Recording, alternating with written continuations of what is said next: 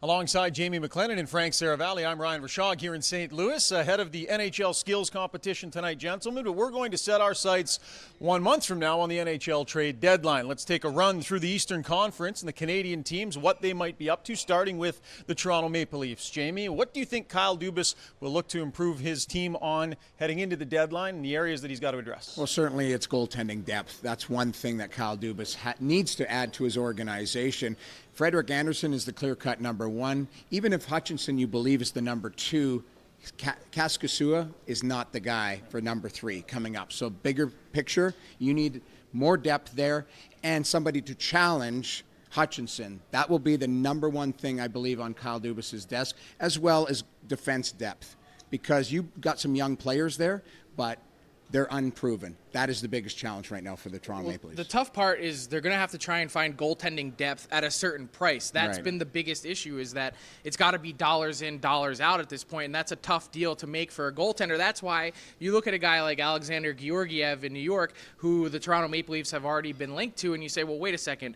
Look at him on his entry-level contract. He's a young guy who looks like an up-and-comer that could potentially even be the heir to Frederik Andersen at some point. He makes a lot of sense, but then you're going to have to spend significant assets to get a guy like him. On to the Montreal Canadiens. The reshaping continues. Where we won't ask if Carey Price or Shea Weber are potentially on the move, Jamie. We don't want your head to explode. Frank, what's your sense of which direction Bergevin potentially goes in? Well, I think the biggest thing for me as I look at where the Canadiens are at in the standings, 13th place in the East, they don't look like a team to me that's going to be able to make a run. Playoffs, maybe, but certainly not a Stanley Cup contender. So at this point, with such a young team, I think it makes sense to try and sell off assets at a certain point. Flip Ilya Kovalchuk if you can for a draft pick. You got him for nothing, basically, signing him on that prorated one-year deal. If you can move Marco Scandella on the blue line, another guy you could potentially get a pick for if you eat half of his salary.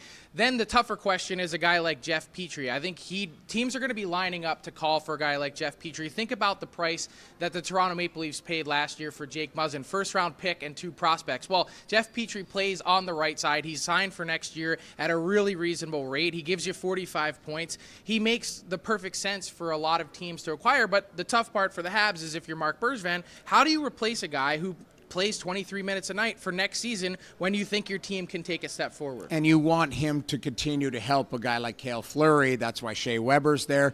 This group is growing. So I believe Marc Bergevin is just going to continue to tinker and add a little bit of value. He's got plenty of cap space and may be able to take on a bad contract for something of value. So Bergie has a plan in place. Unfortunately, it's time that's going to sort that one out. We've been doing these hits every year for a long time, and it feels like we have yet to do an Eastern Conference trade potential hit without Pierre Dorion being front and center. The Ottawa Senators, they just seem to be in the middle of everything all the time. As their rebuild continues, he's got lots of assets that he potentially can move, and this is a big year for them as far as the draft goes. Oh, no kidding. They could have 2 picks potentially in the top 5, depending on where the San Jose Sharks land. And so I think the big thing is they're going to try and take a different approach this year. You mentioned how they've been in sort of the middle of the circus. They'd like to quiet that down a little bit this year, especially with regards to Jean-Gabriel Pageau and what they do there.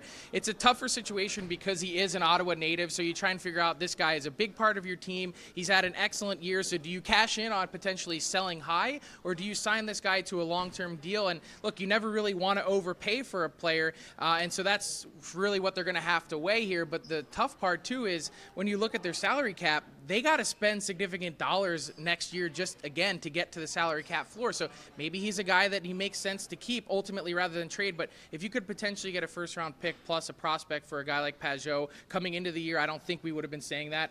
He'd probably be on the move. Absolutely. But you also have decisions to make with your pending unrestricted free agents. And that is guys like Pageau. It's also Craig Anderson.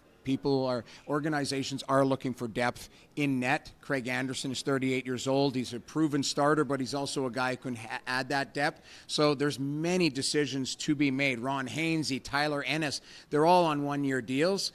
Would they add value and depth to an organization that wants to make a run? So there's big decisions to be made. The one other thing that I would add is Pierre Dorion also is building for the future, and he's trying to shape around some young players. Well, you need veteran guys, so you need to choose the right guys to stay. not to just sell them off, choose the right guys to stay and continue to build with this rebuild. Every once in a while, you need to catch a break, too, with somebody, right? Bring someone in that maybe outkicks the coverage a little bit and overachieves. How about Anthony Duclair, a restricted free agent upcoming here at the NHL All-Star Game? Who would have thought that at the start of the year? The deadline is 1 month away. We'll see how things shape up between now and then.